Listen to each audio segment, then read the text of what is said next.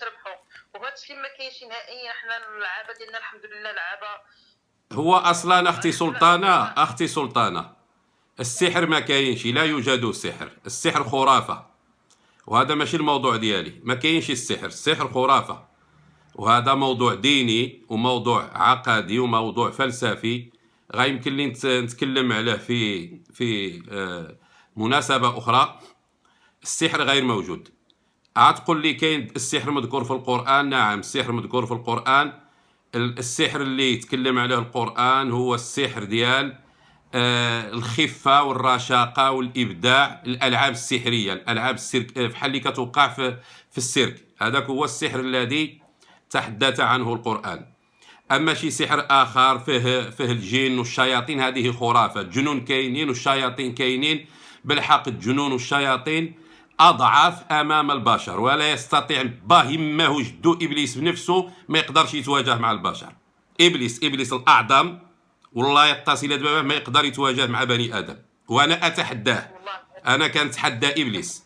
شتي إبليس اللاعن الراجم أتحداه يقدر يتواجه معايا أو يأذيني نهائيا. زولوا أيها الناس، أيها المغاربة، أيها البشر، زولوا من العقول ديالكم أن شي واحد مسمي الجن ولا مسمي الشيطان يقدر يأذي بني آدم. لا يستطيع ولا يقدر. الشياطين لا تقدر إلا على الوسوسة الذي يوسوس في صدور الناس من الجنة والناس. المهم الله يجزيكم بخير. ديروا شي تعليقات يكونوا محترمه. الله يرضى عليك. الكلام الخايب. الله يجزيكم بخير. اخ محترم باين عليه من وجهه انسان محترم وانسان مثقف، وانا كذلك مثل اختكم ديروا تعليق تكون محترمه. الله يجزيكم بخير. ما بغينا نسبوا حتى شي حد، ما بغينا نعايروا حتى شي حد. الله يرحم والديكم. بارك الله فيك اختي. وبالمناسبه احنا الكلام عندنا حول معاهده التافنه. علاش اسيدي؟ علاش كنتكلموا على هذه المعاهده التافنه؟ وعلاش كنتكلم على التاريخ عبد القادر الجزائري؟ لان الجزائريين يبررون عدوانهم على المغرب وعلى المغاربه بمجموعه من المبررات. اولها ان المغرب اعتدى عليهم في عهد عبد القادر الجزائري. هذا اول مبرر كيبداو به. عبد القادر الجزائري اللي كان في المنتصف الثاني ديال القرن التاسع عشر، هو مات في 1882 وكان موجود في الجزائر الى حدود 1843، ومن 43 حتى 1847 اقام في المغرب. ويقولون يعودون الى تلك الفتره ليزعموا ان المغرب اعتدى عليهم منذ ذلك التاريخ. وبالتالي ثم ايضا يقولون المغرب الطعنه الاولى التي وجهها لهم المغرب عندما أقام المغرب معاهدة اللامغنية سنة 1845 مع الاحتلال الفرنسي في الجزائر. وينسون المعاهدات التي أقامها زعيم المقاومة ديالهم واللي كيسميوه المؤسس ديال الجزائر عبد القادر الجزائري. تلك المعاهدات الدليلة والخائنة والغادرة ينسونها. مثال آخر الآن في عصرنا هذا، يقولون المعاهدات اللي عمل مع المغرب عمل معاهدات مثلا مع الاحتلال في فلسطين. المغرب عنده معاهدات سياسية ومعاهدات أمنية مهم اتفاقيات أمنية وسياسية وعسكرية واقتصادية. يعتبرونها خيانة وطعنا وغدرا. احنا غادي نتكلموا لهم اش دار المؤسس ديال الجزائر عبد القادر. المعاهدة الحقيقية في الغدر والخيانة والذل والهوان، وإحنا كنا بدينا الكلام عنها في لايف سابق، ولكن تم إسقاطه بسبب التبليغات وتم الحظر علي. الصفحة تم حظرها، والآن غادي نبداو. الإخوة اللي كينتظروا خصهم المداخلات ينتظروا، نبداو شوية نقرأ. أولا قبل أن يسقط اللايف، أنا عارف أن اللايف غالبا غادي يسقط لأن التبليغات كثيرة، وربما يوقع الحظر، سأضطر أن أقرأ المعاهدة كاملة قبل أن أعود إلى مناقشة بنودها. هذه المعاهدة يعرفها الجزائريون ولا يستطيع أن يشكك فيها أحد. متى كانت هذه المعاهدة؟ سنة 1837. طبيعة الحال الجزائريون يقولون بأن هذه المعاهدة وقعت والأمير عبد القادر الجزائري قوي عسكريا، استطاع أن يهزم فرنسا، الاحتلال الفرنسي في الجزائر، وأن يفرض على الفرنسيس إقامة معاهدة السلم والسلام والصلح معه. يعني الكلام ماشي على فرنسا في الحدود الفرنسية في الدولة الفرنسية، لا، الاحتلال الفرنسي، الجيوش الفرنسية التي كانت تحتل الجزء الأكبر من الجزائر أقام معها هو هذه المعاهدة. يقولون بأنه أقامها وهو قوي منتصر، مزيان، ولكن عندما نتأمل بنودها وشروطها نجدها معاهدة استسلام وذل وخيانة وغدر. إذن الكتاب الذي أعتمد عليه هي هذه المعاهدة، موجودة لا تحتاج إلى كتاب. ادخل اعمل في جوجل وبحث على معاهدة التفنة، غادي تخرج لك كلها. المعاهدة فيها جوج ديال النسخ، كاين النسخة المترجمة عن الفرنسية وكاين النسخة العربية، وهذا أشرت إليه في اللايف السابق. عبد القادر الجزائري حرامي مخادع، كان يخادع أتباعه بالدرجة الأولى. وقع على النسخة الفرنسية ووقع على النسخة العربية، وقع لهم بجوج، كاين نسخة فرنسية وكاين نسخة عربية، وقع عليهما معا. ولكن النسخة التي كان يظهرها لأتباعه ولأنصاره هي النسخة العربية. لماذا؟ لأن البند الأول في الاتفاقية يعترف فيه بسيادة فرنسا على الجزائر، باع الجزائر واعترف بأن فرنسا هي التي تملك السيادة على الجزائر. ولكن في النسخة العربية هذا البند ليس صريحا، هو واضح لكنه ليس صريحا. على كل حال، إذن الكتاب الذي أعتمد عليه هو حياة الأمير عبد القادر الجزائري، حياة الأمير عبد القادر الجزائري. هذا هو السيرة الذاتية ديالو، هو الذي أملاها بنفسه على المؤرخ الإنجليزي هنري تشرشيل. وهذا المؤرخ الإنجليزي كتب هذه السيرة الذاتية بالإنجليزية، ثم جاء الدكتور أبو القاسم سعد الله وهو كبير المؤرخين الجزائريين المعاصرين وأستاذ أساتذتهم، وترجم هذه السيرة الذاتية إلى اللغة العربية. هذا الكلام اللي كتسمعوه هنايا كله موثق ومختوم بطابع المصادقة من أبي القاسم سعد الله المؤرخ الجزائري الكبير ومن المؤسسات الجزائرية الرسمية. إذا غادي نبداو نقراو المعاهدة أولا، ثم نعود إلى الحديث حول بنودها. غادي نقرأ البند الأول كما هو في النسخة المترجمة عن الفرنسية. البند الأول سأقرأه من النسخة الفرنسية المترجمة إلى العربية، ثم سنذهب لنقرأ باقي البنود من النسخة العربية التي كان يروجها عبد القادر بين أتباعه، وعلى الرغم من كونه حرف فيها بالاتفاق مع الفرنسيين حرف البند الأول. كان هذا اتفاق سري بينه وبين الفرنسيين أن النسخة اللي غادي تكون باللغة العربية البند الأول فيها ما يكونش واضح أنه باع الجزائر. ولكن عندما نتأمل باقي البنود سنجد أنه بالفعل باع الجزائر. وقع الاتفاق على المعاهدة الآتية بين الجنرال بوجو قائد الجيش الفرنسي في إقليم وهران والأمير عبد القادر. هذه المقدمة ديال النسخة الفرنسية. أعيد، هذا النسخة الفرنسية المترجمة إلى العربية كما ترجمها أبو القاسم سعد الله.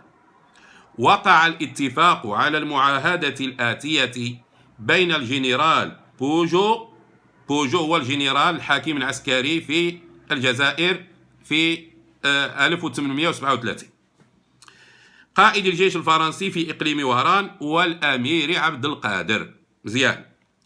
المادة الأولى ولأهميتها سوف أقرأها مجودة مرتلة ترتيلا.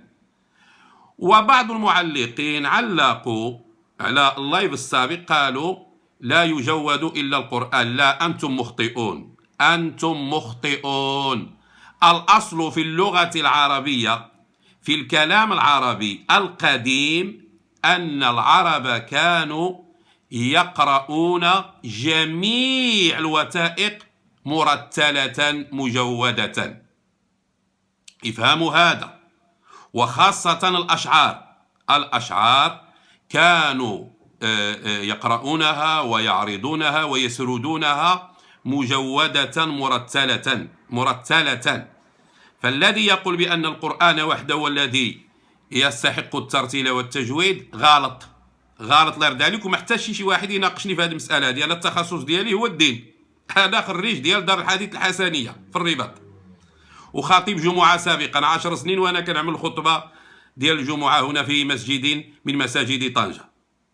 أستاذ التربية الإسلامية. ما احتاجش شي واحد دابا هاد المسائل الدينية رحنا أولاد الميدان. إذا المادة الأولى بعد بسم الله الرحمن الرحيم. يعترف الأمير عبد القادر بسيادة فرنسا. أعيد، بسم الله الرحمن الرحيم. يعترف الأمير عبد القادر بسيادة فرنسا. هكذا جاء البند الأول في النسخة الفرنسية التي وقع عليها عبد القادر. أنا غنوري لكم. شوف القاعدة الصفحة لمن يرى. القاعدة الصفحة شنو مكتوب فيها؟ في أسفلها التافنة في 30 ماي 1837 ختم الجنرال بوجو تحت النص الفرنسي، ختم الأمير تحت النص العربي. إذن جوج بهم ختموا على هذه المعاهدة. ولكن كما قلت النص الذي كان يظهره قويدر هو النسخة العربية. احنا غنمشيو دابا للنسخة العربية. النسخة العربية كما وضعها أبو القاسم سعد الله الجزائري في الصفحة 302. الصفحة 302 نص معاهدة التافنة. نص معاهدة التافنة النص العربي. اليوتنان جنرال بوجو حاكم جيوش الفرنسيس في وطن بلاد وهران والأمير عبد القادر اتفقوا بينهم على الشروط الآتية بعده.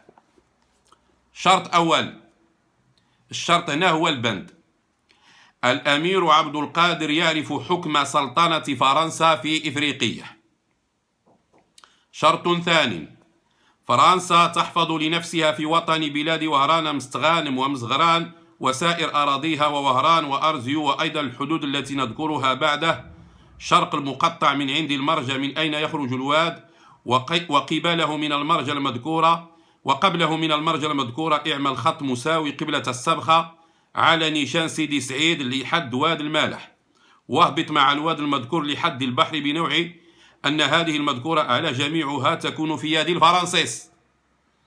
وفي وطن بلاد الجزائر والساحل والوطن متاع متيجة من جهة الشرق لحد واد خضراء إلى قدام، وقبلة لحد راس أول جبل حتى واد شفة، وداخل في ذلك البليدة وسائر نواحيها، وغربا من شفة لحد عكس واد مزفران، ومن هناك خط مساوي لحد البحر، ومتضمن في هذا الحد القليعة وكامل نواحيها، بنوع أن جميع هذه الحدود المذكورة تكون في يد الفرنسيس. شرط ثالث: الأمير يحكم في وطن بلاد وهران والمدية ونصيب من عمالة الجزائر الذي ما دخلت في حدودنا، وغربا للحدود المذكورة في الشرط الثاني، وما يقدر يحكم غير في الحدود المذكورة عليه. بين قوسين النسخة العربية فيها كلام فصيح وفيها كلام عامي ديال بعض المفردات من الدارجة. شرط رابع: الأمير ما يقدر يحكم على المسلمين الذين يحبون يسكنون في الحدود الذين بيد الفرنسيس، وهم مخيرون أن يمشوا يعيشوا في بلاد حكم الأمير، كما أن السكان في بلاد الأمير يقدروا من غير مانع يمنعهم أن يجوا يسكنوا في بلاد حدود الفرنسيس.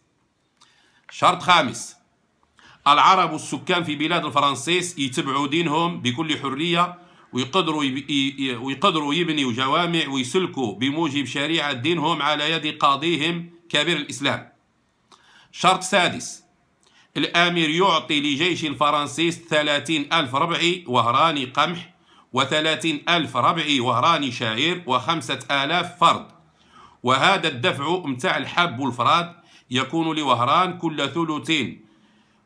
كل ثلث واحدة، فأول ثلث يكون بعد 3 أشهر من التاريخ بمدة 15 يوم، الثلثين الآخرين بعد شهرين، أعني في كل شهرين ثلث. شرط سابع: الأمير يشتري من فرنسا البارود والكبريت والسلاح الذي يستحق. شرط ثامن: القرغلان يعني الكراغلة القرغلان الذين يحبون يقعدوا في تلمسان أو في موضع آخر يتصرف بكل حرية بأملاكهم ويعاملهم مثل ما يعامل الحضرة، والذين يحبون يجوا لبلاد الفرنسيس يقدروا من غير معارض لهم أن يبيعوا أو يكروا أملاكهم.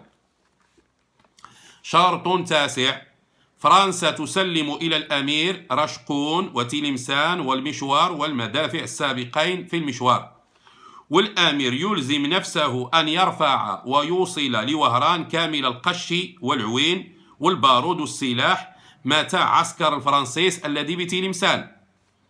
شرط عاشر: السبب التجارة يكون مسرحين بكل حرية بين العرب والفرنسيس، ويقدروا يمشوا من حدود إلى حدود في البلاد ويتسببوا ويتاجروا. شرط 11: الفرنسيس يكونوا محروسين موقرين عند العرب كما العرب عند الفرنسيس في الأملاك والبلاد الذين اشتروهم الفرنسيس، والذين يشتروهم في بلاد حدود الأمير يتصرفوا بهم بكل حرية وضمان، والأمير يلزم نفسه أن يخلص بزيادة كل ما يفسده العرب في هذه الأملاك. شرط 12: المذنبين أعني القتلة وقاطع الطرق والذين يحرقون الأملاك أو غيره يردون من الجهتين.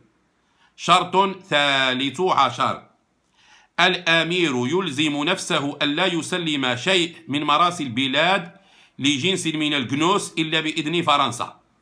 شرط 14: سبب التجارة في أقاليم الجزائر ووهران ما يكون غير في المرسى الذي بيد الفرنسيس. شرط 15: فرنسا تقدر تصنع عند الأمير وكيلا، وكذلك في البلاد الذي في حكمه، لأن يكون واسطة بين رعية الفرنسيس لأجل النزاع متاع التجارة أو غير ذلك الذي يمكن أن يكون مع العرب، والأمير يقدر يصنع كذلك في البلاد ومراسي الفرنسيس. كتب برشقون في 23 صفر عام 1253 هجرية. انتهى نص المعاهدة، معاهدة التفنة. دابا الآن الآن حتى نتفاهم. نطلع شي واحد ونشوف.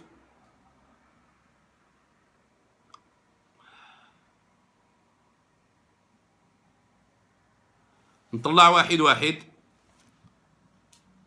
غادي نرتاح شويه وغادي نبدا نشرح الان المعاهده. السلام عليكم استاذنا. وعليكم السلام سيدي عبد القادر، مرحبا. بارك الله يبارك فيك. ذاك النهار حبست لك اللايف في القويد الفرنسي اللي كان تيتسخر لفرنسا، دار لهم السلاح ديالهم وشد لهم المتاع والعسكر، كنتي حبستي ذاك النهار. نعم، في الشرط التاسع. هذيك لانهم ردوا كورتي ديالهم وتسخر لهم. وثاني حاجه بانه هذا خصهم يعرفوا الاخوان، ديما تنقولها بان هذا القويد الفرنسي كان من الناس اللي فرنسي كما قلت يا استاذ، القويد الفرنسي لانه كان يتقاضى اعلى مرتب في فرنسا من بين مرتبات الشخصيات الكبرى، انه كان شخصيه كبرى وكان يتمتع بحقوق جميع الفرنسيين كفرنسي. كما قلت استاذنا انه من الناس اللي صوتوا على الملك فرنسي، صوتوا عليه، وملي صوتوا عليه مشى باس له يدو. وكانت هذه من الوحدات اللي بيناتنا ان هذا الشخص هو باع الجزائر وباعها بارخص الاثمان، وكان يحرض سكان الشرق المغربي وسكان الغرب الجزائري على السلطان مولاي عبد الرحمن. وكان من الناس اللي كان تيطمع باش ياخذ سلطه في اي مكان ومن عند اي جهه، لانه كما قلت استاذنا انه كان ودود لملكه اسبانيا، وكان ودود للفرنسيين حتى يظفر بمكان من اي مكان يحكم فيه ولو بقعه ارضيه متر على متر ويتسمى اميرا. لذلك فرنسا استفدت منه بهذه المعاهده اللي ذكرت لنا، استفدت منه بواحد الاستفاده يعني كبيره، وخذت منه داك الشيء اللي بغات، وفي الاخير صدراته لسوريا ويعني بعدته عليها لانه ما يصلح ليهاش، لانه اللي يبيع وطنه يقدر يبيع اي حاجه، يقدر يبيع حتى جلده. وهذا القويد الفرنسي من الناس اللي خلاو بصمه عار في التاريخ، وما خلاوش شي حاجه يعني اللي يعني الناس يذكرون بها بالخير. خير دليل انك استاذ جبتي لنا شي حوايج اللي حنا كنا غافلين عليها، حنا كنا كنسمعوا حكايات الشعبيه، ولكن الان كاينه مصادر من عندهم وجبتي له مصادر من عندهم، وكتقول لهم لحد الان يجيبوا لنا شي واحد اللي يقدر يفهمني ويعطيني دليل خاطئ على اللي قلتيه. شكرا استاذنا. تحياتي. سي عبد القادر، بغيتي تنزل ولا تبقى؟ ما كاين حتى شي مشكل.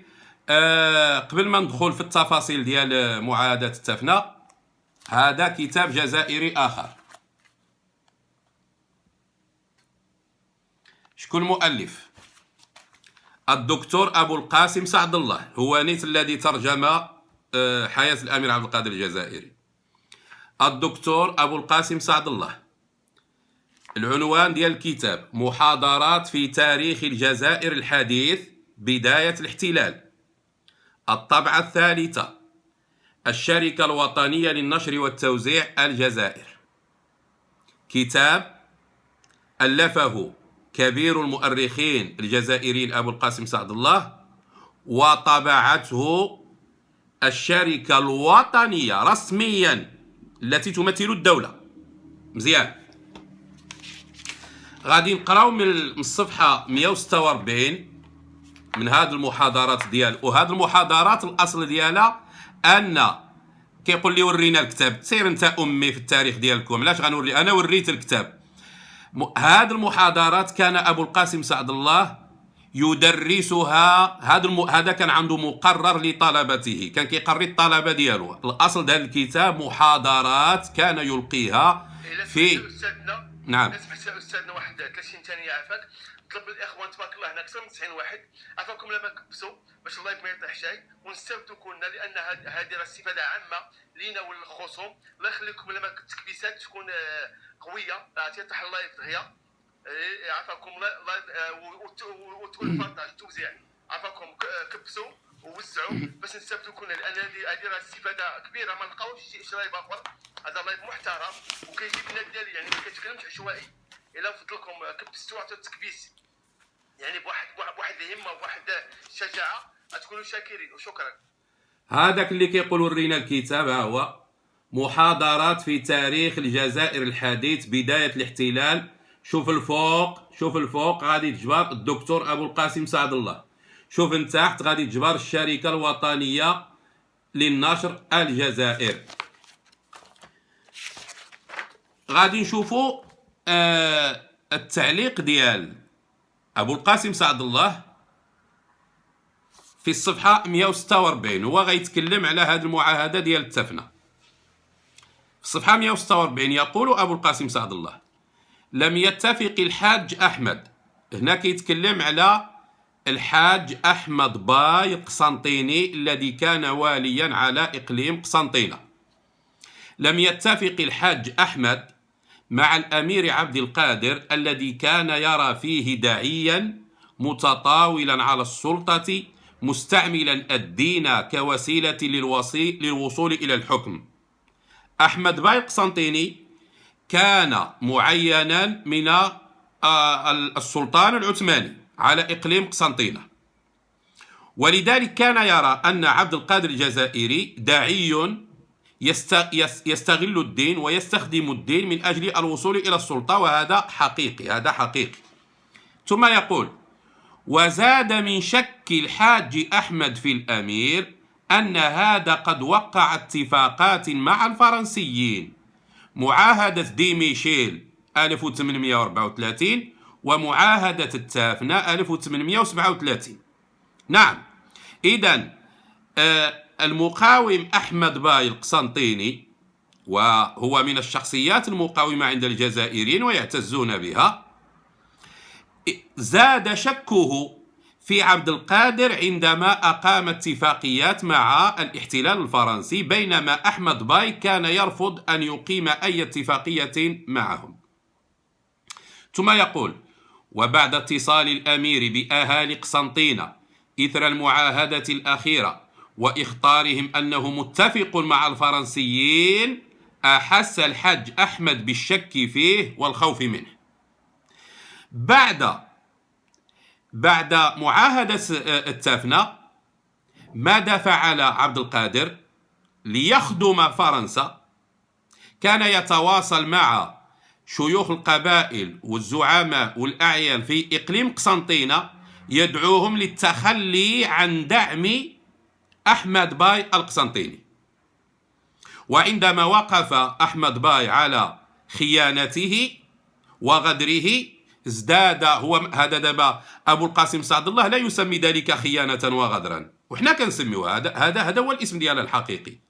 هذا الخائن عبد القادر أقام معاهدة التافنة وسلم الجزائر لفرنسا، ثم بدأ، وقسنطينة كانت أقوى وكانت حصنا حصينا ضد الاحتلال الفرنسي، ولم تستطع فرنسا أن تحتل قسنطينة إلا بعد معاهدة التافنة لأنها مهدت لذلك. إذا ثم يقول هذا أبو القاسم سعد الله ديالكم يقولها، ماشي أنا المغربي. وقد هدد الأمير بأنه سيهاجم قسنطينة مع الفرنسيين إذا لم يستسلم له الحاج أحمد. كي جيتكم معشر الجزائريين، اسمع، أنا أعيد هذه الجملة التي قالها الدكتور أبو القاسم سعد الله، والتي كانت جزءا من المقرر الذي يدرسه للطلبة في الجزائر. اسمعوا: وقد هدد الأمير بأنه سيهاجم قسنطينة مع الفرنسيين إذا لم يستسلم له الحاج أحمد. نعم، إذن عبد القادر المقاوم الكبير ديالكم هدد المقاوم الكبير أحمد باي اللي كان عنده تولية من السلطان العثماني، هذا هدده بأنه سيتحالف مع الفرنسيين ضده بموجب معاهدة التافنة. وتجيو تقولوا لنا السلطان المغربي تحالف مع فرنسا ضد عبد القادر. احنا لنفترض أن السلطان المغربي تحالف، لنفترض السلطان المغربي لم يتحالف مع فرنسا ضد مقاوم مغربي. الآن هذا كتسميوه مقاوم جزائري يتحالف مع فرنسا ضد مقاوم جزائري. أعيد الجملة: وقد هدد الأمير بأنه سيهاجم قسنطينة مع الفرنسيين إذا لم يستسلم له الحاج أحمد. وبطبيعة الحال الحاج أحمد لم يستسلم لقويدر، وعندما هاجم الفرنسيون قسنطينة واحتلوها كان عبد القادر يتفرج. وقبل سقوط قسنطينة قام عبد القادر بمهاجمة بعض المناطق التي كانت خاضعة لأحمد باي القسنطيني. إذا زيد في نفس الصفحة: وقد هدد الأمير بأنه سيهاجم قسنطينة مع الفرنسيين إذا لم يستسلم له الحاج أحمد. وزاد من ساعة الشقة بينهما أن الفرنسيين كانوا يعملون على إثارة الرجلين ضد بعضهما. إذن الجزائريون جوج ديال المقاومين الكبار ديالكم، فرنسا كانت كتلعب بهم وكتضحك عليهم وكتشطحهم بحال قرودة. نعم. والواقع أن معاهدة التافنة التي جاءت بعد فشل المحاولة الأولى لاحتلال قسنطينة 1836 كانت مساعدة على نجاح الفرنسيين في المحاولة الثانية، فقد أطلقت أيديهم في شرق البلاد. هذا اعتراف ديال الدكتور أبو القاسم سعد الله. معاهدة التافنة قدمت الشرق الجزائري إقليم قسنطينة. عبد القادر قدم هذا الإقليم الذي كان عصيا على الفرنسيين، قدمه بموجب معاهدة التافنة على طبق من ذهب للفرنسيين، لأن الفرنسيين قبل معاهدة التافنة كانوا كيخافوا يوجهوا جميع القوات ديالهم إلى قسنطينة، ويستغل عبد القادر أو المقاومون الآخرون يستغلون ذلك ويهاجموا الجزائر، لأن الجزائر كانت تحت يد الفرنسيين. وكذلك كانوا لا يوجهون كل قوتهم إلى الغرب الجزائري حتى لا يستغلها المقاومون في الشرق. ولكن عندما أقام هذا الحرامي معاهدة التافنة أطلق يد فرنسا في باقي المناطق، لأنه أعطاها الأمن والأمان ولن يطعنها في ظهرها، وأصبح يعترف بسيادتها. إذن فلتفعل في المناطق التي ليست خاضعة له ما تشاء. هذا الاعتراف ديال أبو القاسم سعد الله، ماشي الكلام ديالي أنا. وكيقول: والواقع أن معاهدة التافنة التي جاءت بعد فشل المحاولة الأولى لاحتلال قسنطينة 1836، التافنة كانت 37. في 1836 فرنسا عملت محاولة أولى لاحتلال قسنطينة ففشلت. كانت مساعدة على نجاح الفرنسيين في المحاولة الثانية، فقد أطلقت أيديهم في شرق البلاد. هذه نتيجة من نتائج معاهدة التافنة. وبعد القضاء على مقاومة أحمد باي القسنطيني دارت الدائرة الفرنسية على عبد القادر يا بو علم داق الحلالية، داوي حالي يا بو علم سيدي رفالية. فرنسا عندما قضت على أحمد باي القسنطيني عادت وصفعت وسحقت وداست على رأس قويدر الذي كان معروفا بالغباء وبالتحراميات وغير ذلك. والآن لنأتي للمعاهدة لنحللها. إذا انتبهوا معي، ركزوا معي. فرنسا جيوشها احتلت الأجزاء الشمالية من الجزائر في سنة 1830 وبدأت تتوسع من مدينة الجزائر بدأت تتوسع شرقا وغربا وجنوبا. بالفعل عبد القادر الجزائري دخل في حروب مع فرنسا ومناوشة مع، هو شوف هذه دابا هذا تحدي والله وبالله نتحدى الجزائريين يجيبوا لنا شي معركة خاضها عبد القادر الجزائري تساوي 20% من معركة أنوال التي خاضها المغاربة بقيادة عبد الكريم الخطابي، محمد بن عبد الكريم الخطابي، مع الاحتلال الإسباني الفرنسي.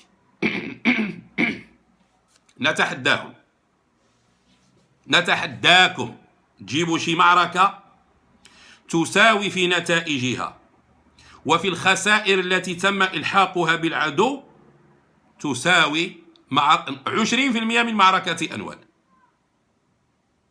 تفهمنا؟ الآن فرنسا احتلت الشمال الجزائري وبدأت تتوسع، دخلت في حروب مع الجزائريين، ولا ننكر أن عبد القادر حارب في البداية وقاوم في البداية، لا ننكر هذا، كما أن منظمة فتح قاومت وحاربت ثم تحولت إلى السلطة الفلسطينية وأوقفت العمل المسلح ضد الاحتلال. داكشي اللي دار هو من بعد أوقف واستسلم. من بعد في عام 1837 سيقيم، هو احنا ما تكلمناش على معاهدة ديميشيل اللي كانت في عام 1834، ولكن الأخطر والأقبح هو معاهدات التافنة، لذلك أركز عليها. غادي يعمل معاهدات التافنة في عام 1837 في شهر ماي من 1837 مع من؟ مع الاحتلال الفرنسي الذي يحتل أجزاء كبيرة من بلده، من أرض أجداده. باش نفهموا المسألة كيفاش، باش نصورها بالزمان ديالنا، بالمنطق ديالنا حتى نفهم. لنفترض الآن عبد القادر الجزائري والمقاومة ديالو هي المقاومة ديال حماس والجهاد، هي المقاومة الفلسطينية. هناك احتلال يحتل أرضك بالحديد والنار. في الجزائر في هذا التاريخ هذا هي فلسطين الحالية، وفرنسا في القرن التاسع عشر هي الكيان ديال الاحتلال، وعبد القادر ديال القرن التاسع عشر هو المقاومة الفلسطينية، المقاومة المسلحة الموجودة. الآن ستأتي المقاومة لتقيم معاهدة مع الاحتلال، مع المحتل.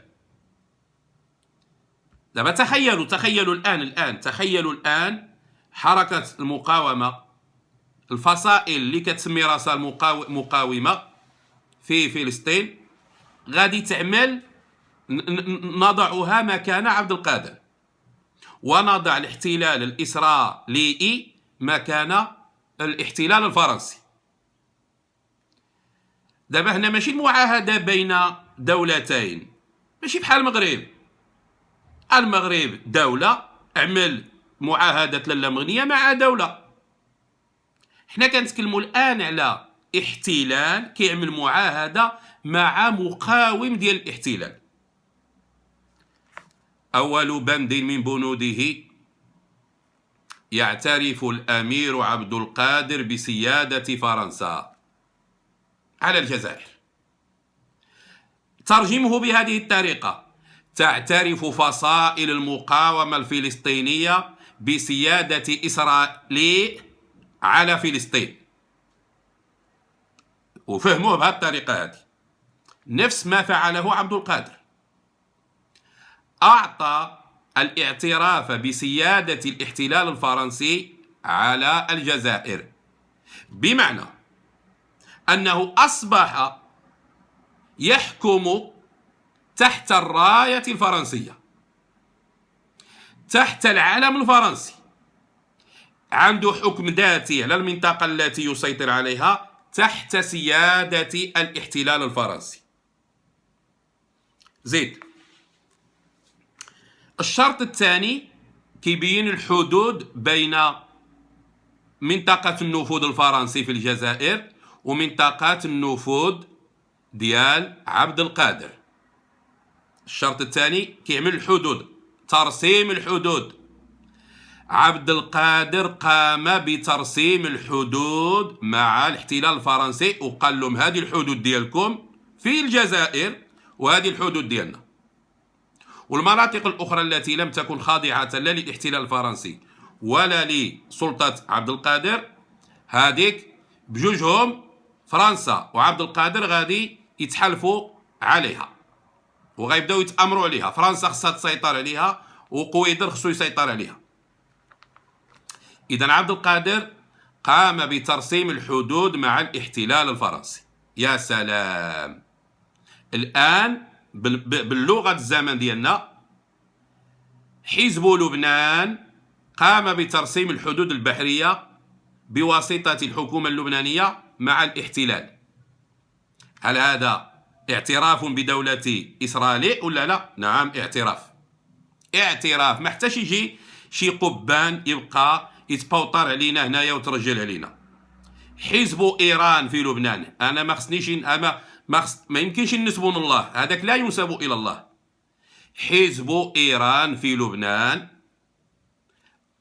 وافق على ترسيم الحدود البحرية مع الاحتلال، مع الكيان.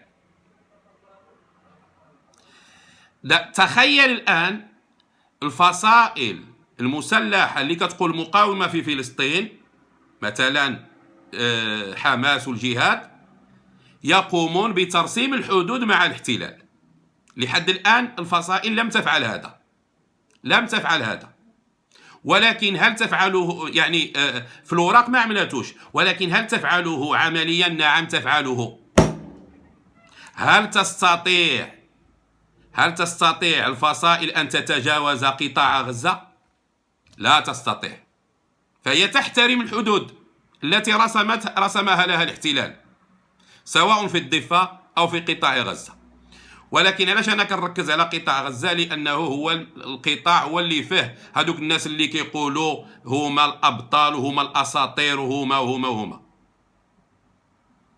هم لم يرسموا الحدود كما فعل عبد القادر، ولكن يحترمون الحدود كما سطرها لهم الاحتلال.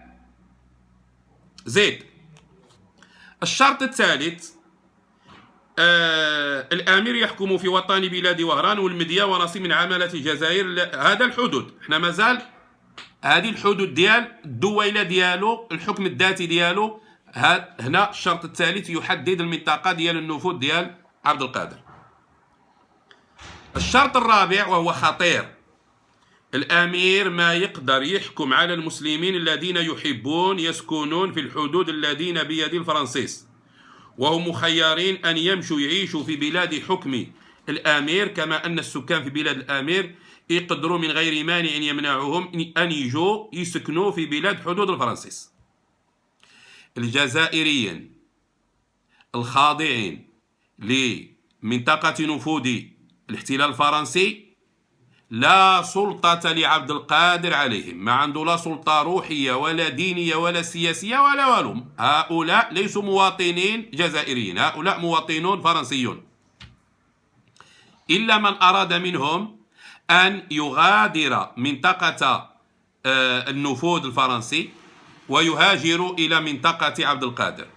أيضا المعاهدة كتقول عبد القادر الجزائريون الذين يرفضون حكمك ويريدون الانتقال للعيش في منطقة نفوذ فرنسا لا يحق لك أن تمنعهم. أي جزائري يبغى يغادر المنطقة التي تحكمها أنت ويجي للمنطقة ديال النفوذ الفرنسي تعطيه الحرية. ووافق على ذلك مكرها. الشرط الخامس: العرب السكان في بلاد الفرنسيس يتبعوا دينهم بكل حرية، ويقدروا يبنيو جوامع ويسلكوا بموجب شريعة دينهم على يد قاضيهم كبير الإسلام. هذا الشرط هذا جميل، هذا جيد. هذا الشرط هذا فيه أن الجيش الفرنسي أو الحاكم العسكري القوات الفرنسية كتحترم الديانة ديال الشعب الجزائري، والجزائريين أحرار في دينهم وفي عقيدتهم، وحتى في القضاء يتحاكمون إلى القضاء الشرعي الديني. هذا ما فيه حتى شي مشكل. شرط سادس: واسمع الجزائري جدك كان كيعطي الجزية، كان يدفع الجزية عن يد وهو صاغر للفرنسيين. الشرط السادس: الأمير يعطي لجيش الفرنسيس 30,000 ربع وهراني قمح، و30,000 ربع وهراني شعير، و5,000 فرد. وهذا الدفع متاع الحب إذن قسموا له، قالوا له غادي تدفعوا أقساط. جدكم كان يدفع الجزية ويعوض فرنسا على الخسائر التي خسرتها أمامه في الحروب والمواجهات. وكي جاكم هذا الشرط هذا، عبد القادر وافق على دفع الجزية. هما ما سموهاش الجزية هنايا، هما ما سموش شنو هو العنوان، هي الجزية. كان يدفع الجزية في شكل قمح وشعير وأفراد عملة فلوس. الشرط السابع: واسمع الشرط السابع باش نشرح لكم هذا الشرط السادس. تخيل أن فصائل المقاومة الفلسطينية تدفع الجزية للاحتلال. عبد القادر كان يدفع الجزية للاحتلال الفرنسي داخل الجزائر. الفصائل الفلسطينية ما عندهاش هذه الاتفاقية بحال هذه. مزيان. الشرط السابع ماذا يقول؟ الأمير يشتري من فرنسا البارود والكبريت والسلاح الذي يستحق.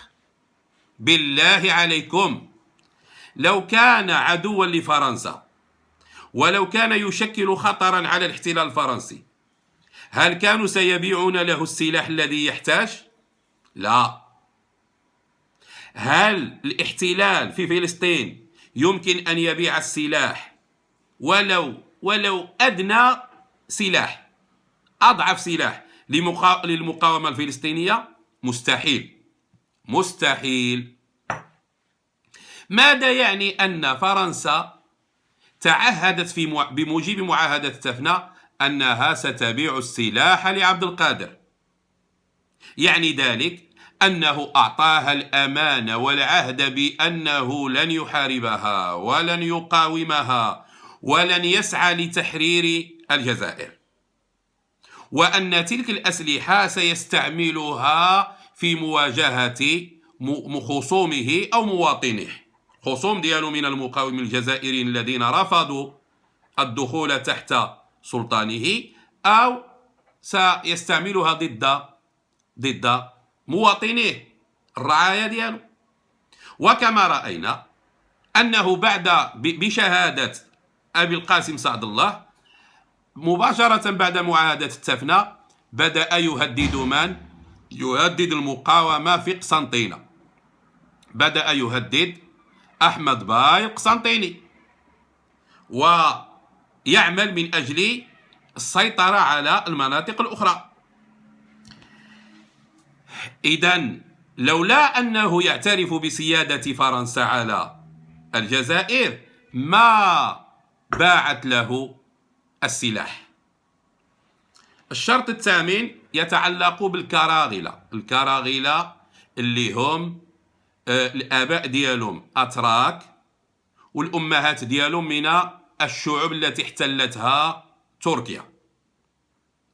وهنا ملي كنقولوا الكراغلة ماشي جزائريين كلهم كراغلة.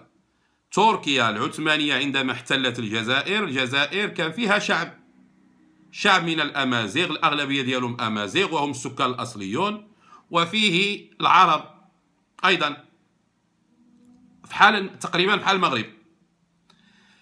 ولكن الكراغلة شكون هما؟ الكراغلة الجزائريون هم اللي الأمهات ديالهم جزائريات والآباء ديالهم أتراك عثمانيون.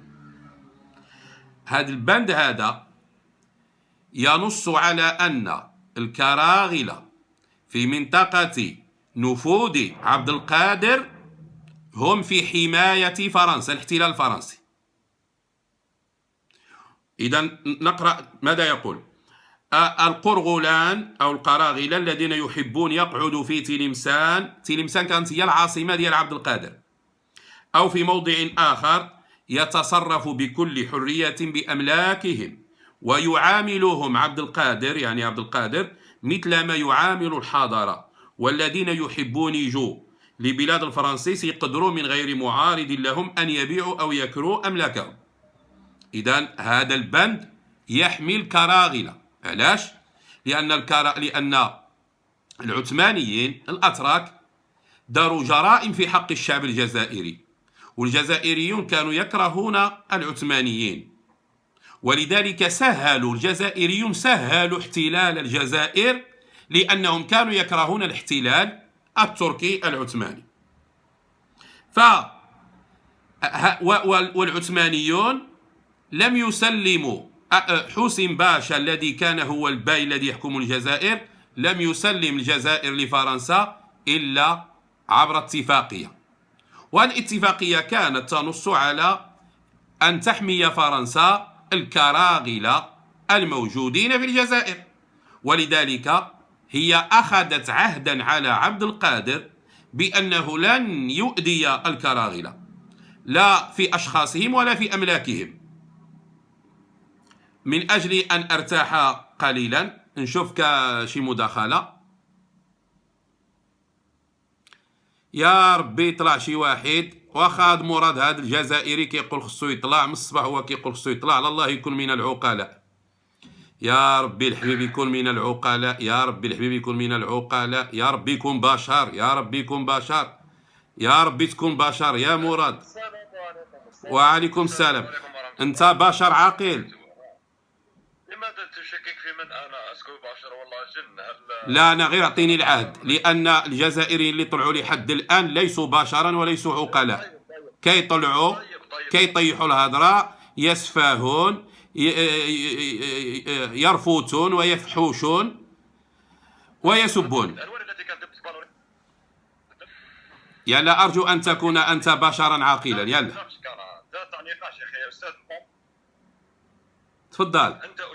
انت استاذ محاضر، وكنت نستمع للمحاضره الشيقه تاعك والطويله، وفي نفس الوقت يعني صراحه لم تقنعني بكلامك. تكلمت انت على معركه انوار الذي قادها الامير عبد الكريم الخطابي رحمه الله، المدفون حاليا في مصر الشقيقه، وما زال الى يومنا هذا مدفون في شوف مصر.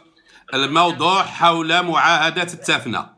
عندك شي عندك لا خليك لا ما كاينش شيء، غير اما غادي تتكلم في معاهده التافنه ولا غادي تنزل، اما تتكلم في معاهده التافنه ولا تنزل.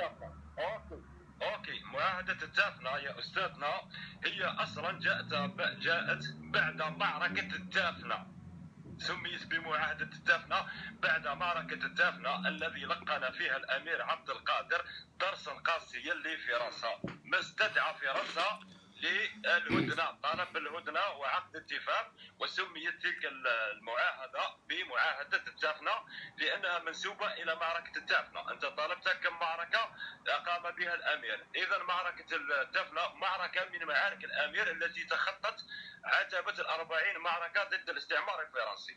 من بين المعارك كذلك معركه المقطع ومعركه دابا خليك في التافنه، في المعاهده، خليك في المعاهده. جيد. شوف اسمح لي نطرح لك واحد السؤال. خليك معايا خليك معايا. لا خليك انا غنعطيك وبلاتي لا رد عليك. واسمع واسمع لا رد عليك. متى كانت المعاهده؟ كانت في شهر ماي 1837، وهذا راه تكلمنا عليه. الرابع من ماي سنه 1936. أنت لا تعرف ولا تحفظ. اسمع لا اسمع. احفظها جيدا. لا انت ما عارف والو الشريف ديالنا. انت انايا داخل بالصباط. انا غنقرا لك من الكتاب ديالكم، انا ما غنقراش من عندي انا. لا ليس من الكتاب، المعاهده موجوده في عديد المصادر يا اخي. لا اتحداك تجيب شي مصدر كيقول 36. اسمع لا هاك.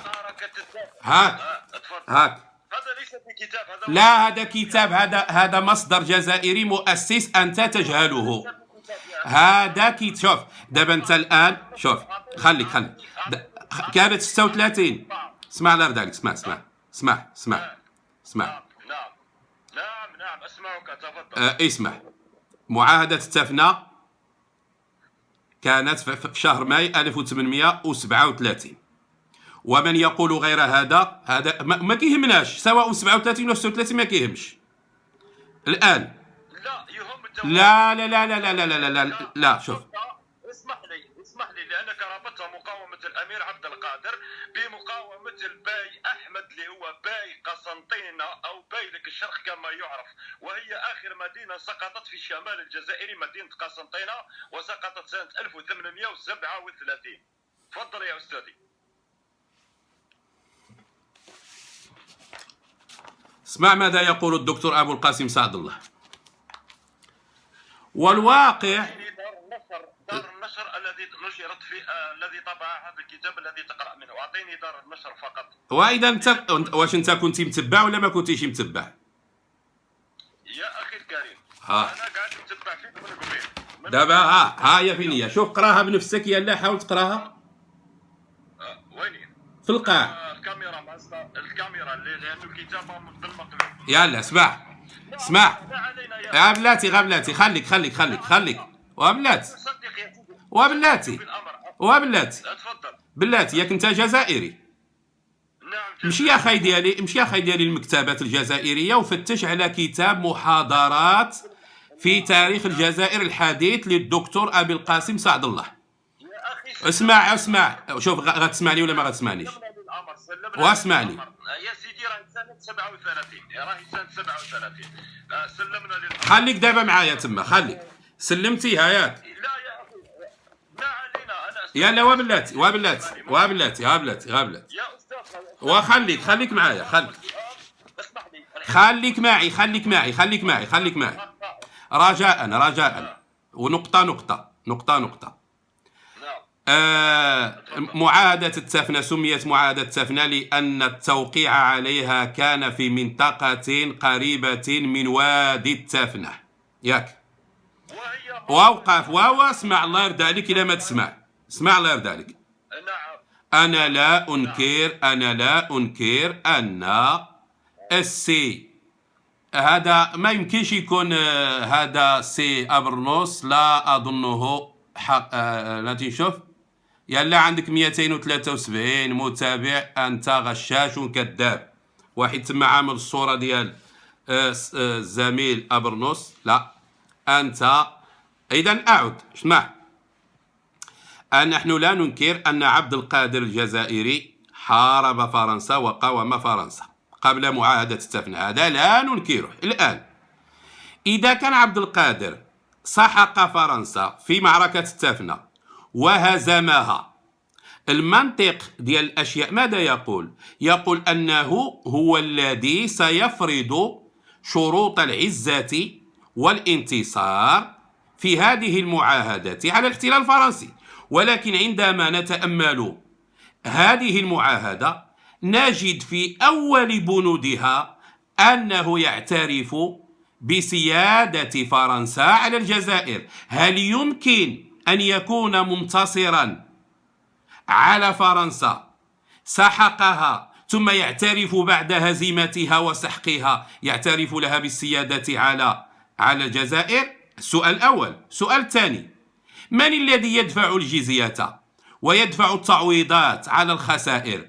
هل يدفعها المنتصر أم المنهزم؟ في المعاهدة تنص في البند السادس أو الشرط السادس، تنص على أن عبد القادر سيدفع الجزية أي التعويضات على الخسائر التي لاحقت الاحتلال الفرنسي داخل الجزائر. أمر آخر، اسمع عن هذا الشرط هذا، اسمع عن هذا الشرط هذا اللي غادي تسمع الآن. الشرط التاسع، اسمع الشرط التاسع. فأو نزل بنفسه، أنا لم أنزله والحمد لله رب العالمين. ليش نزلت ليش؟ والمهم سمحوا لي غادي نكمل المناقشة ديال البنود ثم أفتح النقاش.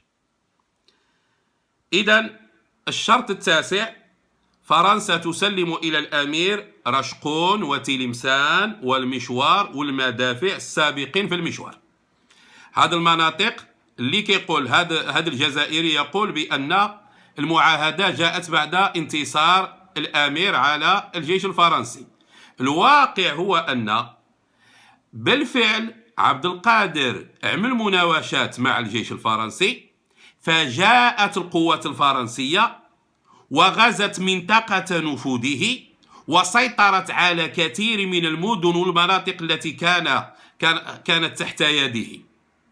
ولكن لأن فرنسا ليست مركزة على الغرب ولا تريد تقديم خسائر في الأرواح ديال الجنود ديالها، سوف تنسحب. أدبته، هزمته وأدبته، وسوف تنسحب من المناطق التي سيطرت عليها في تلك المعارك الأخيرة، منها رشقون وتلمسان والمشوار. إذن قالت له حنا غنرجعوا للحدود ديالنا الأولى وغادي نسلموا لك هذه المنطقة هذه التي سيطرنا عليها حتى المدافع اللي كانت كاينة في المشوار، في قصر المشوار، سلمتها له. ولكن اسمع المقابل: والأمير في نفس البند التاسع: والأمير يلزم نفسه أن يرفع ويوصل لوهران كامل القش والعوين والبارود والسلاح متاع عسكر الفرنسيس الذي بتلمسان. شنو المعنى ديال هذه؟ الجيش الفرنسي عندما سيطر على هذه المنطقة عنده فيها القش هي الخيام، المعسكرات. قالوا له أنت يا عبد القادر نحن الجنود ديالنا سينسحبون إلى الجزائر، ولكن من الذي سيوصل الخيام ديال العسكر والعوين، يعني المواعن ديالهم، الأواني، القشوع ديال العسكر، والبارود الفرنسي، والسلاح متاع عسكر الفرنسيس الذي بتلمسه. قالوا له حنا غادي نرجعوا خفاف ظراف، حنا غنرجعوا بحالنا للجزائر خفاف ظراف، وأنت سوف تنقل لنا باعتبارك خادما وبغلا شريفا، ستنقل لنا كل أمتعتنا وخيامنا وأسلحتنا إلى وتجيبنا من تلمسان إلى الجزائر. غادي نطلعك ولكن من بعد. واسمع الشرط العاشر. الشرط العاشر يقول: الشرط العاشر فيه شي مشكل كبير، ولكن فيه التأكيد على وجود الحدود بين الجزائر الفرنسية وبين جزائر عبد القادر. السبب والتجارة. السبب يعني السبيبية اللي كنقولوا لهم حنا بالدارجة ديالنا المغربية، السبيبية، الوسائط في التجارة. السبب والتجارة يكونوا مسرحين بكل حرية بين العرب والفرنسيس، ويقدروا يمشوا من حدود إلى حدود في البلاد ويتسببوا ويتاجروا. إذن التجارة ستكون حرة، والتجار سواء كانوا فرنسيين أو كانوا عربا أو غيرهم يتحركون بين حدود الدولتين بكل حرية. الدولة ديال الاحتلال الفرنسي داخل الجزائر والدولة ديال قويدر. شرط 11: الفرنسيس يكونوا محروسين موقرين عند العرب كما العرب عند الفرنسيس، فالأملاك والبلاد الذين اشتروهم الفرنسيس والذين يشتروهم في بلاد حدود الأمير يتصرف بهم بكل حرية وضمان والأمير يلزم نفسه أن يخلص بزيادة كل ما يفسده العرب في هذه الأملاك. اسمع أخي الجزائري، اسمع هذا البنت شنو كيقول. كيقول المواطنون الفرنسيون الموجودون في منطقة نفوذ عبد القادر يكونوا محميين وموقرين وحر في الأملاك ديالهم، وإذا اعتاد، اسمع مزيان، إذا تم الاعتداء على أملاك واحد من رعايا فرنسا داخل منطقة نفوذ عبد القادر يؤدي الثمن هذاك الشيء الذي ضاع مرتين. هذا هو المعنى ديال والأمير يلزم نفسه أن يخلص. هذه كلمة عامية دارجة مكتوبة بالدارجة، أن يخلص بزيادة كل ما يفسده العرب في هذه الأملاك. إذا ضيعوا لهم شي حاجة تتخلص بالزيادة، وتقول لي هو كان منتصرا، وتقول لي هو الذي فرض المعاهدة على الفرنسيين. باش تفهم الخطورة هذا البند هذا، تخيل الآن تعمل الاحتلال في فلسطين، يعمل اتفاقية مع السلطة الفلسطينية في الضفة ومع المقاومة في غزة. اش كتقول هذه الاتفاقية؟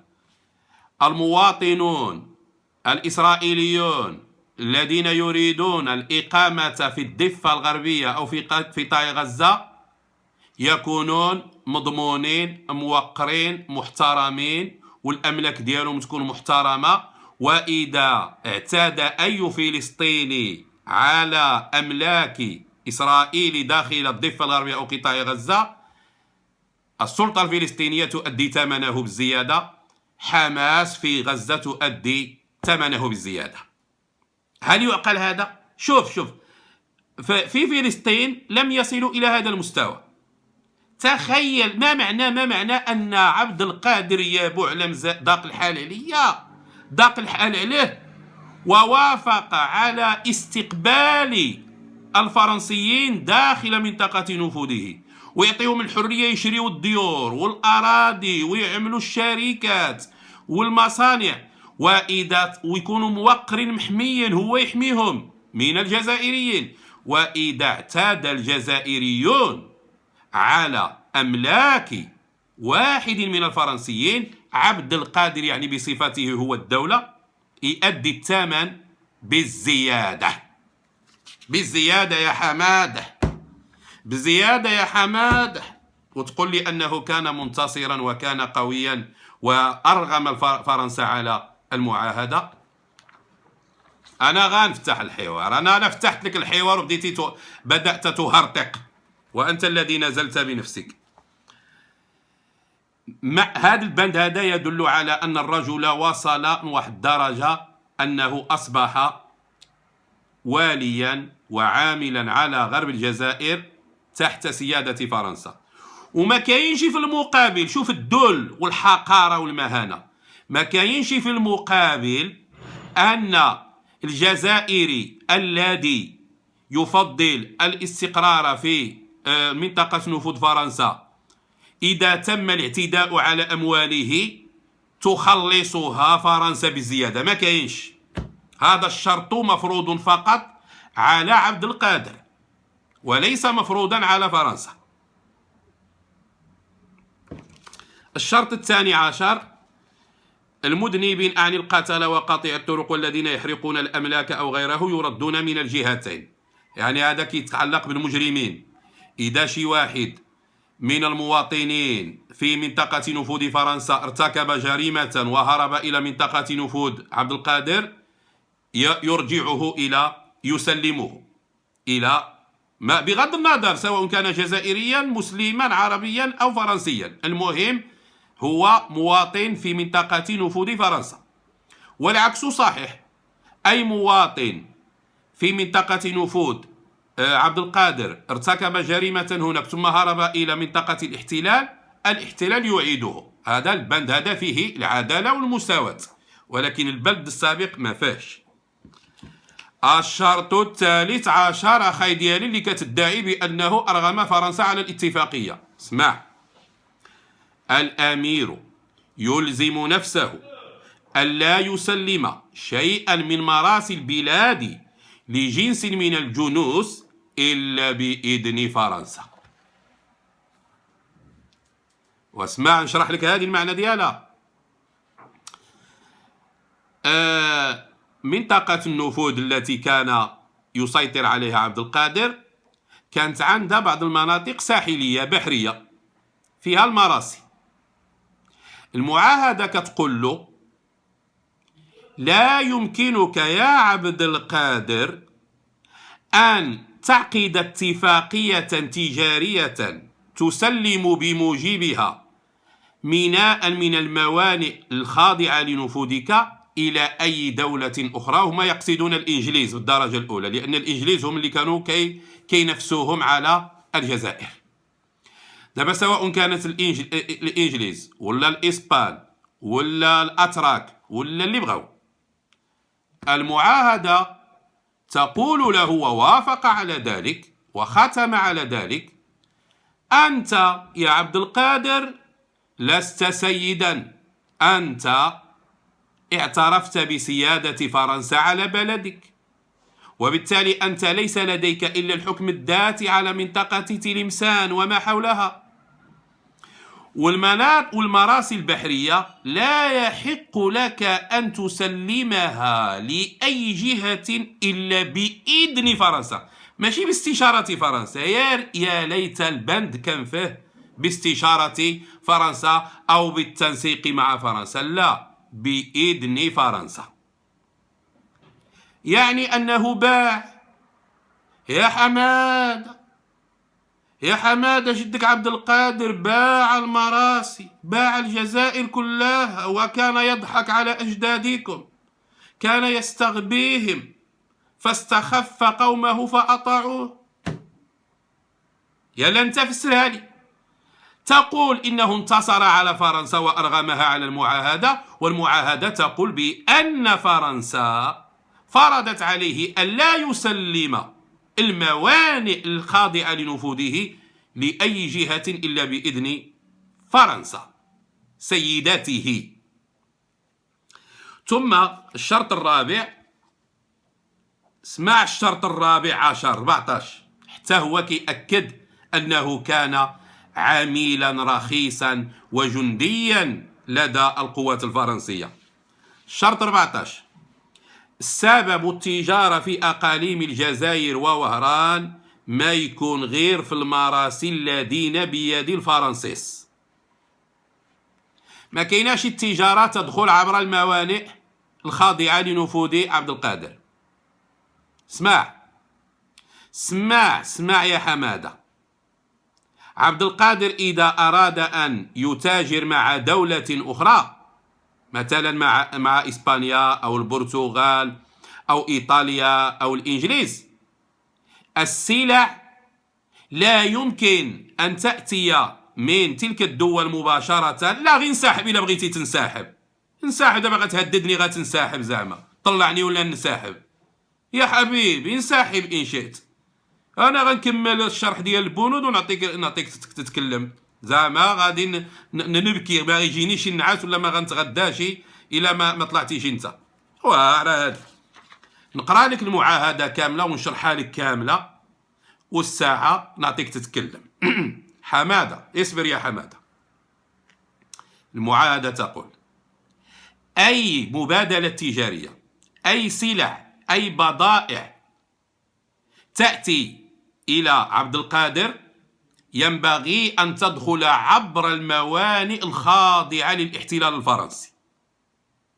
وأي سلعة يريد عبد القادر أن يصدرها إلى بلد آخر لا يمكن أن يصدرها إلا عبر الموانئ الخاضعة للنفوذ الفرنسي. وتجي تقول لي أنه أرغمها على المعاهدة؟ الرجل دليل، الرجل حقير هنايا، الرجل تطرشه فرنسا تطريشا وتصفعه صفعا، كل بند صفعة. وتجي تقول لي أنه أرغمها. مزيان تبارك الله. الشرط الخامس عشر: فرنسا تقدر تصنع عند الأمير وكيلا وكذلك في البلاد. إذا دابا شوف هذاك دابا من بعد فرنسا تقدر تصنع عند الأمير وكيلا وكذلك في البلاد الذي في حكمه لأن يكونوا واسطة بين رعية الفرنسيس لأجل النزاع متاع التجارة أو غير ذلك الذين يمكن أن يكون مع العرب، والأمير يقدر يصنع كذلك في البلاد ومراسل الفرنسيس. شنو المعنى ديال هذه؟ تبادل القناصل. هذا البند هذا كيقول فرنسا غادي تعمل القنصل ديالها في منطقة نفوذ عبد القادر، وعبد القادر يعمل القناصل ديالو كذلك في المناطق التي تخضع لفرنسا. تطبيع العلاقات، ترسيم الحدود، تطبيع العلاقات، الاعتراف بسيادة فرنسا على الجزائر. التجارة لا تتم إلا عبر الموانئ التي تخضع لفرنسا. الموانئ الخاضعة لقويدر لا يمكنه يكريها يسلمها لأي دولة أخرى إلا بإذن فرنسا، وما يمكنش فرنسا ما غيمكن لهاش تعطيه الإذن والموافقة بطبيعة الحال إلا إذا كان الطرف الآخر متحالف معها والصديق ديالها. وخاي ديالي فاين مشيتي دابا؟ أنا غنشوفك دابا.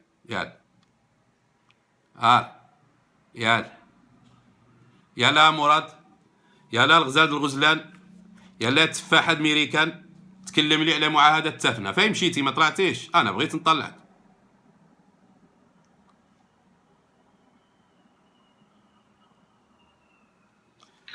طالع. يلا مراد الغزال الغزلان، التفاحة الميريكان، هضر لي على المعاهدة التافنة وشرح لي من خلال بلات من خلال هذا البنود ديال المعاهدة التافنة، اشرح لي كيف فهمت أنه أرغم فرنسا على المعاهدة، وكيف فهمت من هذه البنود أنه وقعها من موقع قوة وانتصار. يلا بسم الله تفضل. اوكي، واضح كلامك. انا سجلت كل كلامك، رؤوس اقلام، وسوف اجيب عليها نقطه بنقطه. اولا تاريخ بمعاهده التافنه. بدايه المفاوضات كانت سنه 1936 في ماي 36، وانتهت المفاوضات في ماي 37 بقياده الجنرال بيجو. هذا لم تذكره انت لانه هو من كان ذكرته انت ما كنتش كتسمع مزيان. ذكرته. المفاوضات اوكي، لا علينا. المفاوضات يعني امتدت لقرابه السنه كامله. ما هذا يا هذا الامير عبد القادر فرنسا تفاوضه لمده سنه كامله من ماي 36 لماي 37، يعني سنه. والجنرال بيجو يقوم بعقد اجتماعات من اجل التفاوض مع الامير عبد القادر. لو كانت يعني فرنسا في محل قوه لما قبلت التفاوض اصلا. هذه سياسه فرنسا لانها مستعمر ومحتل الارض. الامير عبد القادر ذهب للتفاوض للاسباب التاليه. يعني معركه التافنه اصلا التي كانت في جونفي 36 وهي معركه شرسه وطاحنه قسمت ظهر فرنسا. الخسائر التي تكبدتها فرنسا خسائر كبيره، وهذا بشهاده الفرنسيين. ونعطيك مراجع اذهب واطلع عليها جيدا. دابا حاول ان تشرح لي علامات القوه ديالو والانتصار ديالو من خلال المعاهده. دقيقه من فضلك. لكن انت تجاهلت او تناسيت ربما ما دور السلطان مولاي عبد الرحمن. خليك من السلطان عبد الرحمن، هضر على معاهده التافنه. لا، كلها مرتبطه. ما دور مولاك عبد الرحمن.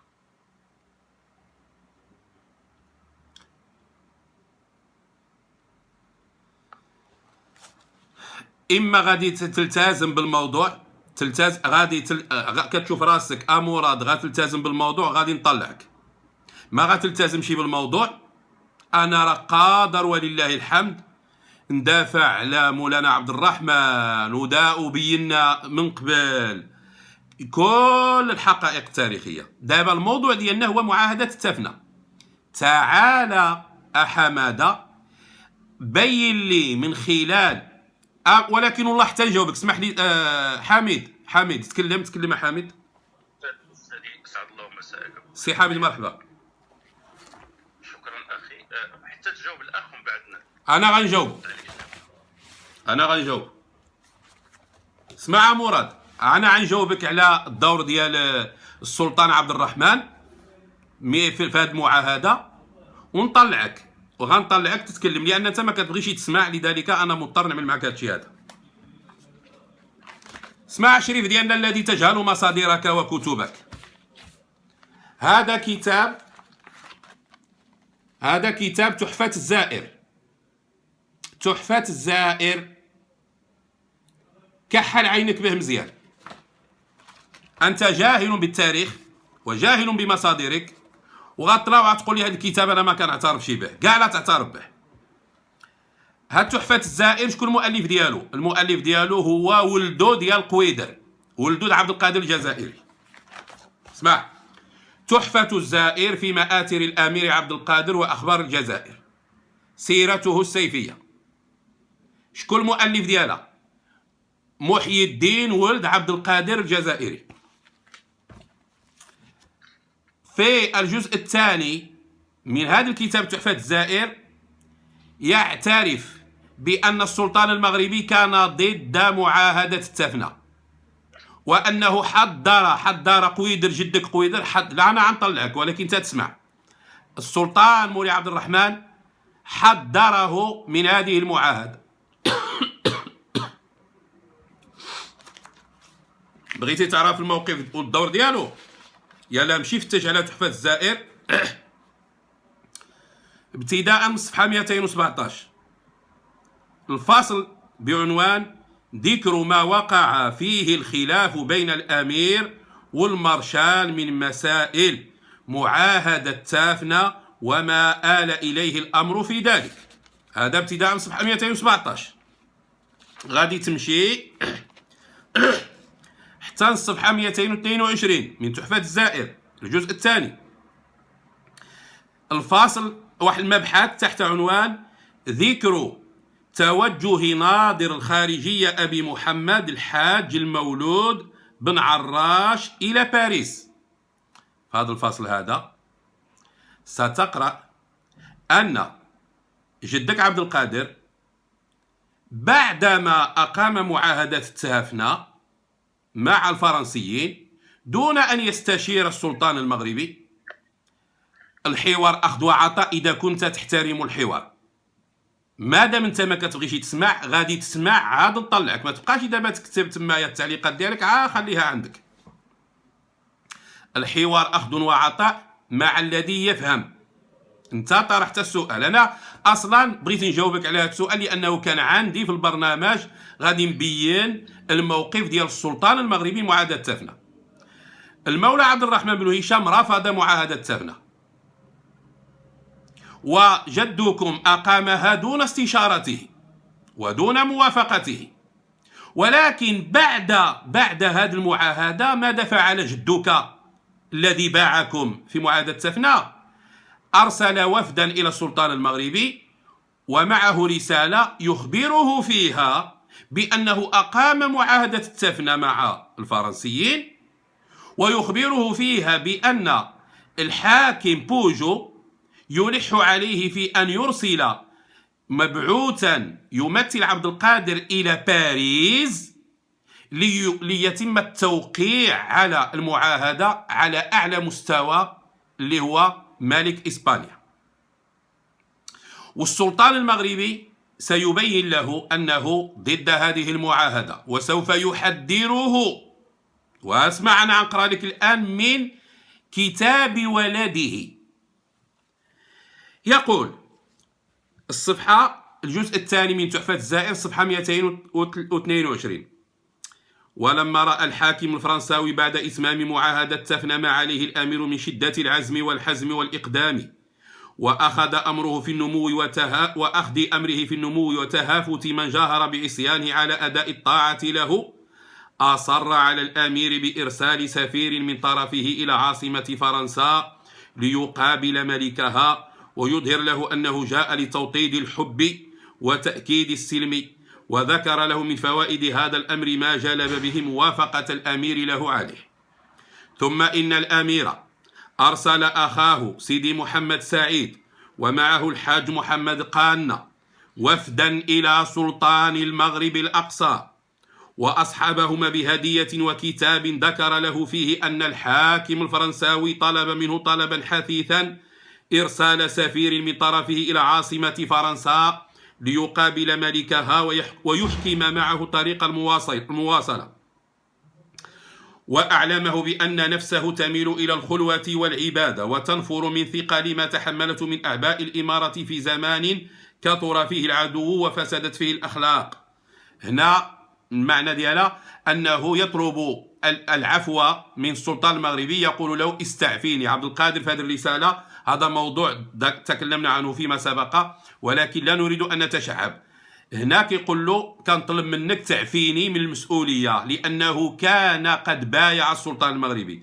يقول له أنا أريد أن أتوقف عن الجهاد والمقاومة وأتفرغ للعبادة والفقه وخصني تعطيني الإعفاء. زيد وفسد في الأخلاق وعرفه بما أجراه بعين ماضي. عين ماضي يعني المعركة ديالو مع الزاوية التيجانية وأخذ زكاة نعامها عن 5 سنين.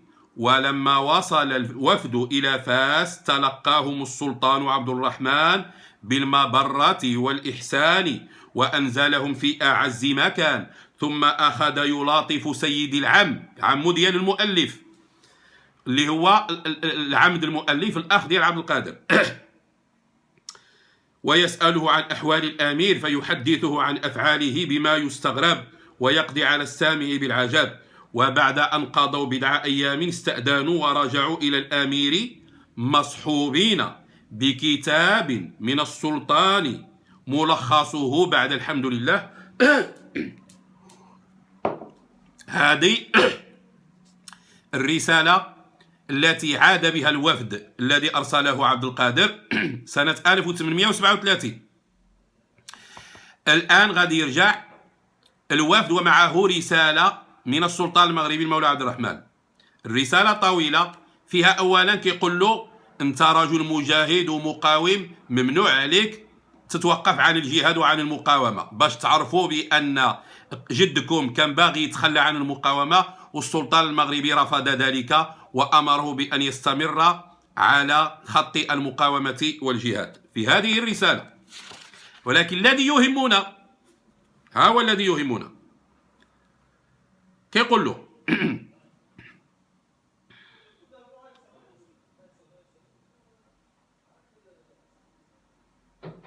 وتلقينا حديث صلتكم بالبر الموصول كثر دابا هذا الكلام السلطان المغربي، كثر الله أمدادكم ووفر عددكم وأعدادكم، وما اقتضته المصلحة من توجيه بشدور أي سفير من قبالكم لبر فرنسا حيث طلبه طاغيتكم، يعني طاغيتكم الحاكم الفرنسي في الجزائر، بحث وإزعاج جاريا من الرشد على الرشد على منهاج. فأنت والحمد لله من دينك على بصيرة ومن سياستك على أقوى مسيرة، فقد مارست أحوال العدل سلما وحربا واطلعت على بعض دسائسه شهودا وغيبا، فأمره كله تمويه وتدليس وشأنه كله خداع وتلبيس. اسمع شنو كيف حذر جدونا المولى عبد الرحمن جداكم الغابي عبد القادر من معاهدة تفنى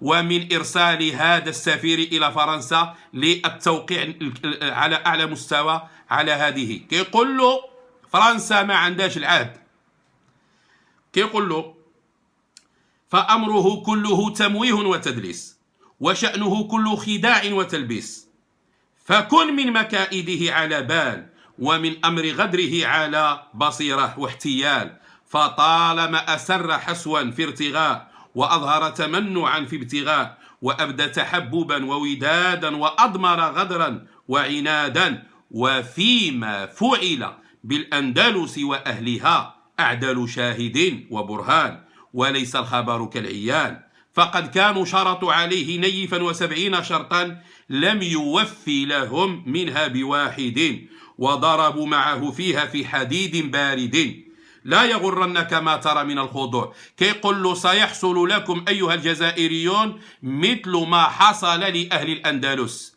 أهل الأندلس عملوا المعاهدات مع الفرنسيس والإسبان لأنهم كانوا متحالفين ضد المسلمين هناك والعرب، وقالوا أكثر من 70 شرط اللي عملوا المسلمين معهم وما وفوا حتى بشي شرط. وانتم سيقع لكم كيقول له مثل ما وقع لأهل الأندلس، ستفعل بكم فرنسا مثل ما فعلت هي وإسبانيا والبرتغال بالمسلمين في الأندلس. ثم يقول له لا يغرنك ما ترى من خضوع، إن بين الضلوع داء دويا ذلها أظهر التودد منها. قال الله تعالى يا أيها الذين آمنوا خذوا حذركم، وقال سبحانه ولا تؤمنوا إلا لمن تبع دينكم، وأي خير يحب عدو الدين لجماعة المسلمين، فالحازم اليقظ من لسلمه لا يستقيم. قال له إذا كنت حازما يقظا لا تستسلم، ولا يبرح عن سوء الظن به، ولا يديم، والله سبحانه يجزيك من معونة. إذن الرسالة طويلة جدا. هذا هو الموقف ديال السلطان المغربي من معاهدة التفنى بشهادة ولد جدكم عبد القادر صاحب تحفة الزائر. سي حامد مرحبا، تفضل. شكرا استاذي السي محمد. استاذ راك ما خليتي لنا ما نقولوا. الله يكبر بك الحبيب. وددت ان افصل في بعض النقاط في شان هذه المعاهده، ولكن اظن بانك اسهب بواحد الشكل اللي هو رائع جدا، وانت بطبيعه الحال استفدتي من يعني التكوين ديالك الاكاديمي فيما يتعلق ببيداغوجي ديال التحليل، لان لابد ان اشكرك جزيل الشكر لان درتي واحد التحليل مقارن لهذه الاتفاقيه اللي توقعت بعد موقعه او لا موقعات ديال الامير عبد القادر مع الفرنسيين اللي كانت في صيف ديال 1836 وتوقعات في 30 ماي 1837.